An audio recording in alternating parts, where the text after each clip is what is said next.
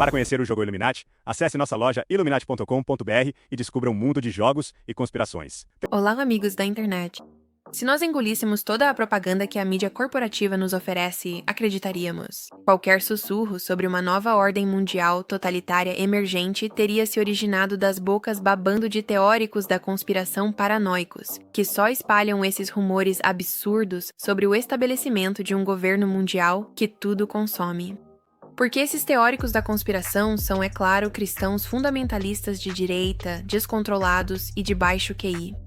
Que muito provavelmente são russos, mas com certeza antissemitas.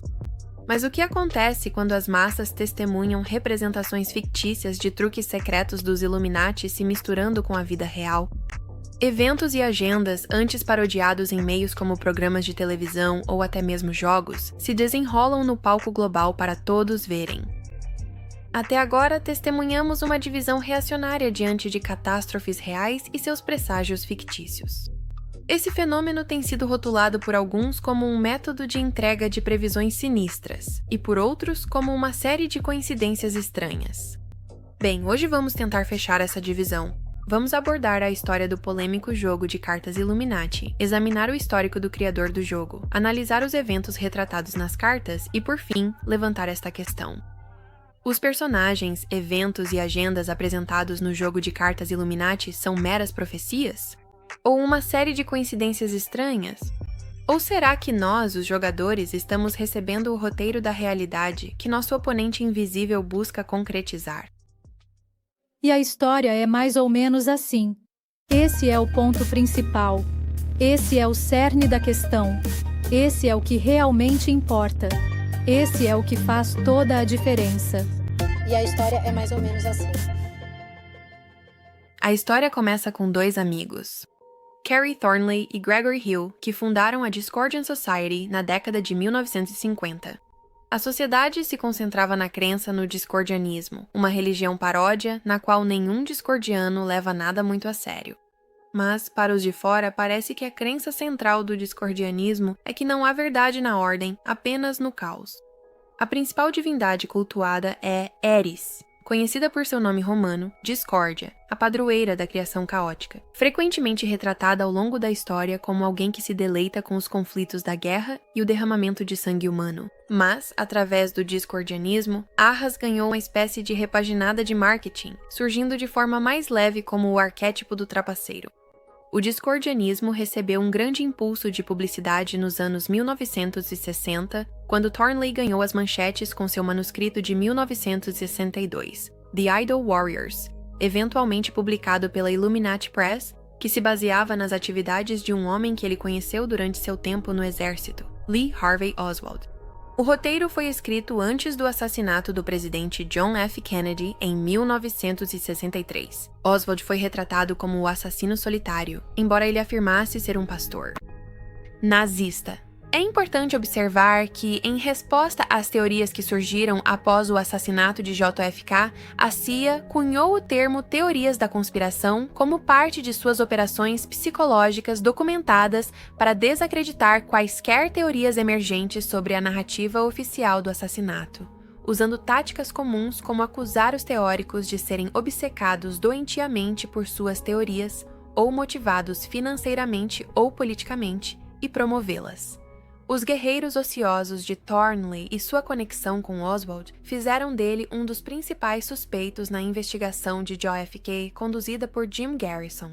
Mas, no fim das contas, Garrison concluiu, de forma não oficial, que a Sociedade Discordiana era uma organização de fachada da CIA e que Thornley era um agente.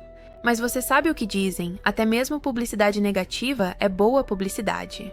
E toda essa conversa colocou Thornley no radar de dois editores associados da Playboy, Robert Anton Wilson e Robert Shea. Nos anos seguintes, Thornley acusaria Robert Anton Wilson de ser seu contato da CIA, além de afirmar que ele e Oswald eram candidatos manchurianos, também conhecidos como assassinos no piloto automático, graças a experimentos genéticos conduzidos pela sociedade ariana subterrânea conhecida como Vril.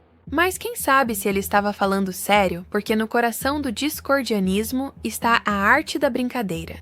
De qualquer forma, os ex-editores da Playboy publicaram o Illuminatus, trilogia em 1975. dedicando o primeiro volume aos fundadores do discordianismo, Hill e Thornley, de quem tiraram inspiração para a trilogia, junto com correspondências de leitores interceptaram enquanto trabalhavam na Playboy. Correspondências que apelidaram de desabafos paranoicos de pessoas imaginando conspirações barrocas.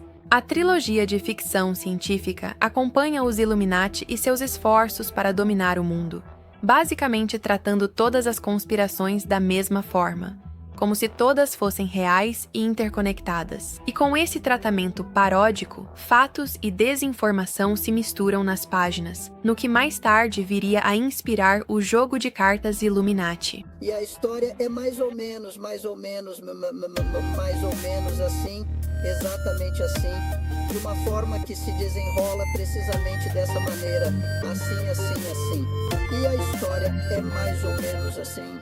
Fundada em 1980 pelo designer de jogos americano Steve Jackson, a Steve Jackson Games, que tem sede em Austin, Texas, criou inúmeros jogos de estratégia, RPG e cartas, além de publicar vários títulos, incluindo a revista de jogos chamada Pyramid.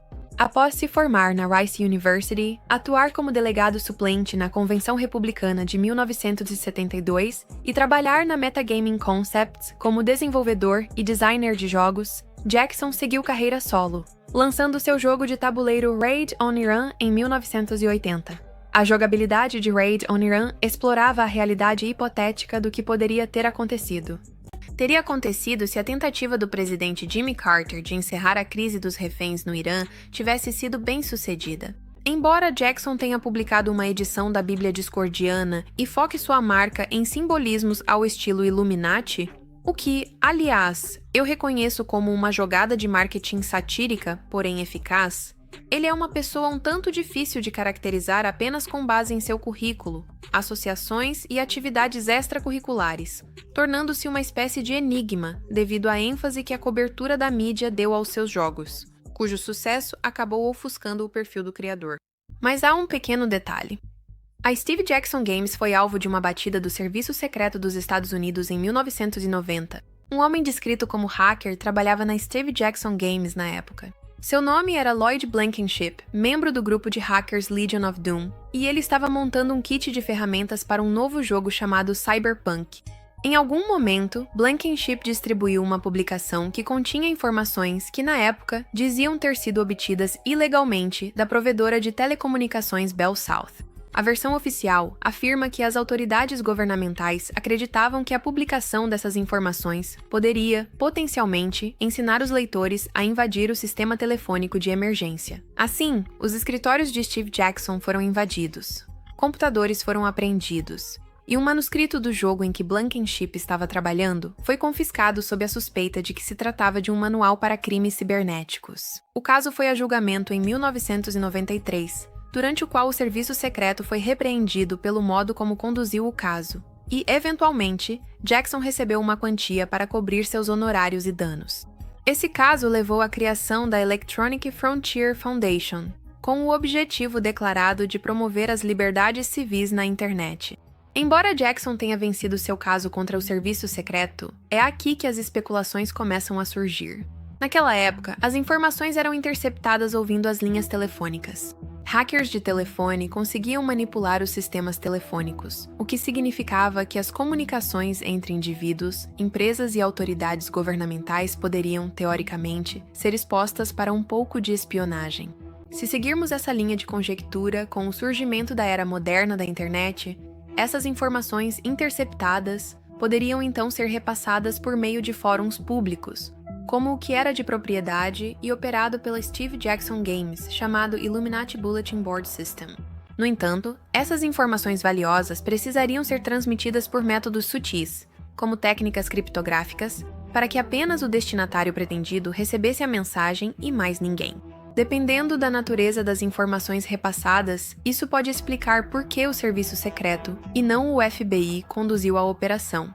E essas comunicações interceptadas podem ter sido a inspiração para o que foi apelidado de jogo de cartas profético dos Illuminati. E a história é mais ou menos assim que se desenrola, de uma forma bastante interessante e cativante. Exactly.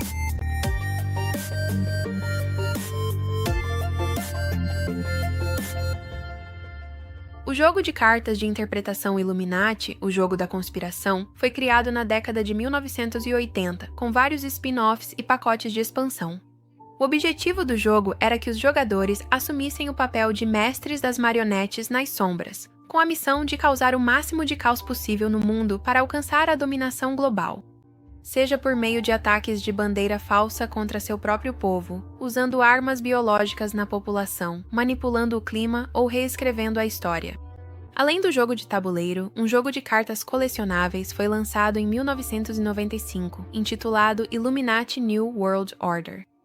Embora tenha sido publicado com a intenção declarada de satirizar conspirações, assim como a trilogia Illuminatis, as ilustrações de algumas dessas cartas da nova ordem mundial apresentam uma semelhança impressionante com eventos que aconteceriam posteriormente.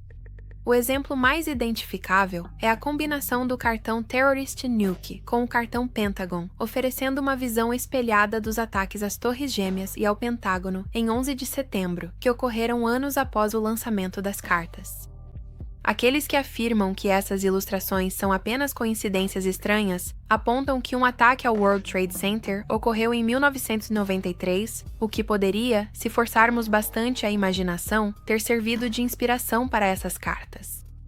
O homem retratado no cartão And Stay Dead é semelhante em aparência e situação a Julian Assange, do Wikileaks, que muitos acreditam estar morto após o Wikileaks ter divulgado o que se pensava ser o Dead Man Switch de Assange em outubro de 2016, indicando sua morte prematura, embora o Wikileaks tenha refutado essas alegações. Outro par perturbador de cartas que lembra uma figura conhecida são os cartões Charismatic Leader e Enough is Enough, especialmente o cartão Enough is Enough, leitura. A qualquer hora, em qualquer lugar. Ou atiradores podem derrubá-lo, o que, segundo alguns, alerta para uma conspiração de assassinato do presidente. Outras cartas são genéricas e intrigantes o suficiente para serem aplicadas a situações, eventos ou tendências passadas ou presentes. Quando jogadas juntas, as cartas de controle populacional, epidemia e lei marcial criam uma imagem marcante da ameaça constante de um apocalipse fabricado, especialmente quando a carta dos Centros de Controle de Doenças sugere que o CDC pode tanto fornecer alívio a uma área devastada quanto desencadear uma guerra biológica em um local para destruí-lo. Outros temas da nova ordem mundial que transbordam das cartas para a nossa realidade incluem correção política, censura, morte da liberdade de expressão, alimentos alterados e a crise de saúde. E controle de armas.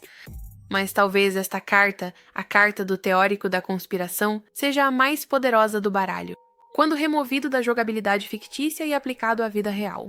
Atualmente, vivemos em uma época em que qualquer ceticismo ou questionamento real daqueles que buscam destruir nossos direitos constitucionais é rotulado. Os devaneios de um teórico da conspiração, um termo cunhado pela CIA para silenciar quaisquer vozes dissidentes.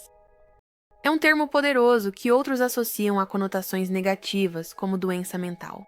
Devido ao sucesso da operação psicológica do governo, então por que eles fariam tanto esforço para desacreditar aqueles que afirmam ser pessoas de baixo QI, obcecadas por doenças mentais desequilibradas e paranoicas? Bem, porque os padrões da história têm um impacto ainda mais forte do que um termo bobo.